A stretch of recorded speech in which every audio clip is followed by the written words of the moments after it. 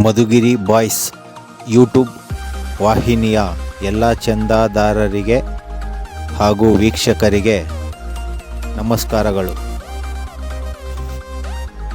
ತಿಮ್ಮರಾಯಸ್ವಾಮಿ ದೇವಸ್ಥಾನವು ಬೆಟ್ಟದಾಸನಪುರ ಗ್ರಾಮದಲ್ಲಿ ಬೇಗೂರು ಕೊಪ್ಪ ರಸ್ತೆಗೆ ಹೋಗುವ ಮಾರ್ಗದಲ್ಲಿ ಸಣ್ಣ ಗುಡ್ಡದ ಮೇಲೆ ನೆಲೆಸಿದೆ.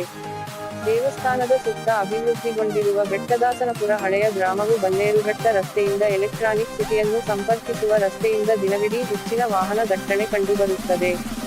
ಈ ದೇವಾಲಯವು ಹೆಚ್ಚು ಸಸ್ಯವರ್ಗದಿಂದ ಆವೃತವಾಗದ ತಗ್ಗು ಬೆಟ್ಟದ ಮೇಲಿರುವುದರಿಂದ ತಪ್ಪಿಸಿಕೊಳ್ಳುವುದು ಕಷ್ಟ. ಬೆಟ್ಟವು ಕಡಿದಾಗಿಲ್ಲ ಮತ್ತು ಕ್ರಮೇಣ ಇಳಿಜಾರು ಚಾರಣವನ್ನು ಸುಲಭಗೊಳಿಸುತ್ತದೆ. ಆದರೆ ದೇವಸ್ಥಾನಕ್ಕೆ ಹೋಗಲು ರಸ್ತೆ ಇದೆ. ದೇವಾಲಯದ ಪ್ರವೇಶದ್ವಾರವು ಚಿಕ್ಕ ಮಂಟಪದ ಕಂಬಗಳನ್ನು ಹೊಂದಿದೆ. ಬೇಗೂರಿನ ಕೋಟೆ ದೇವಸ್ಥಾನ. ಆದಾಗ್ಯೂ ಈ ದೇವಾಲಯವು ಹೆಚ್ಚು ಎಂದು ತೋರುತ್ತದೆ.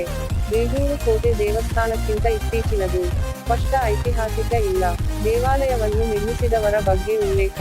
ಸ್ಥಳೀಯ ದಂತಕಥೆಗಳ ಪ್ರಕಾರ ಇಲ್ಲಿ ಧ್ಯಾನಸ್ಥರಾದ ಗೌತಮ ಮಹರ್ಷಿಗಳು ಆ ದೇವಿಯೊಂದಿಗೆ ಭಗವಾನ್ ತಿಮ್ಮರಾಯಸ್ವಾಮಿ, ವಿಷ್ಣು ದರ್ಶನ, ಲಕ್ಷ್ಮೀ ದೇವಿ ಮತ್ತು ಪದ್ಮಾವತಿ ದೇವಿ ಮತ್ತು ದೇವಾಲಯವನ್ನು ನಿರ್ಮಿಸಲಾಗಿದೆ. ಈ ಸ್ಥಳದಲ್ಲಿ ಕಾಶಿಯ ಒಂದು ಚಿಕ್ಕ ದೇಗುಲವಿದೆ. ಮುಖ್ಯ ದೇವಾಲಯದ ಪಕ್ಕದಲ್ಲಿರುವ ವಿಶ್ವನಾಥ ಸ್ವಾಮಿ ಸ್ಥೂಲವಾಗಿ ಕತ್ತರಿಸಿದ ಕಲ್ಲುಗಳಿಂದ ನಿರ್ಮಿಸಲಾದ ಕೋಟೆ ಗೋಡೆಯ ಮೋಡಿಯು ಪ್ರವಾಸಿಗರನ್ನು ಮೋಡಿ ಮಾಡುತ್ತದೆ. ಅವಳಿ ದೇವಾಲಯಗಳ ಸುತ್ತಲೂ ಇರುವ ಆಯತಾಕಾರದ ಕೋಟೆ ಗೋಡೆಯು ಅದರ 4 ಮೂಲೆಗಳಲ್ಲಿ ವೃತ್ತಾಕಾರದ ಬುರುಜುಗಳನ್ನು ಹೊಂದಿದೆ. ದುಃಖಕರವೆಂದರೆ ಗೋಡೆಯ ಗಮನಾರ್ಹ ಭಾಗಗಳು ಹವಾಮಾನವನ್ನು ತಡೆದುಕೊಳ್ಳಲು ಸಾಧ್ಯವಾಗಲಿಲ್ಲ. ಈ ಕುಸಿಯುತ್ತಿರುವ ಕೋಟೆ ಗೋಡೆಯ ಅವಶೇಷಗಳು ಸಂರಕ್ಷಣೆಗೆ ಕರೆ ನೀಡುತ್ತವೆ. ಇಲ್ಲದಿದ್ದರೆ ನಾವು ಈ ಐತಿಹಾಸಿಕ ರಚನೆಯನ್ನು ಕಾಲಾನಂತರದಲ್ಲಿ ಕಳೆದುಕೊಳ್ಳಬಹುದು. ಗೋಡೆಯ ಒಳ ಸುತ್ತಳತೆಯ ಉದ್ದಕ್ಕೂ ಸಾಗುವ ಮಾರ್ಗವು ಅನ್ವೇಷಿಸಲು ಆಸಕ್ತಿದಾಯಕವಾಗಿದೆ.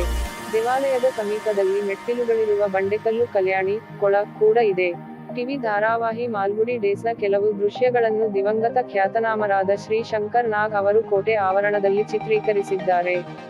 ಇತ್ತೀಚಿನ ದಿನಗಳಲ್ಲಿ ಕಟ್ಟಲಾಗಿರುವ ಕಮಾನು ಬೆಟ್ಟದಾಸನಪುರ ಮುಖ್ಯರಸ್ತೆಯಿಂದ ತಪ್ಪಿಸಿಕೊಳ್ಳುವುದು ಕಷ್ಟ. ಕೋಟೆ ಗೋಡೆಯು 1-2 ಬಾರಿ ಕುಸಿದಿದೆ, ಆದರೆ ಅದರ ನೈಸರ್ಗಿಕ ಸೌಂದರ್ಯವನ್ನು ಪುನಃಸ್ಥಾಪಿಸಲಾಗಿದೆ. ಹಬ್ಬದ ದಿನಗಳಲ್ಲಿ ಗೋಡೆಯು ವರ್ಣರಂಜಿತ ಸರಣಿ ದೀಪಗಳಿಂದ ಬೆಳಗುತ್ತದೆ ಮತ್ತು ಕೆಳಗಿನ ರಸ್ತೆಯಿಂದ ಹೊಳೆಯುವ ಕೋಟೆ ದೇವಾಲಯದ ನೋಟವು ಉಸಿರುಗಟ್ಟುತ್ತದೆ.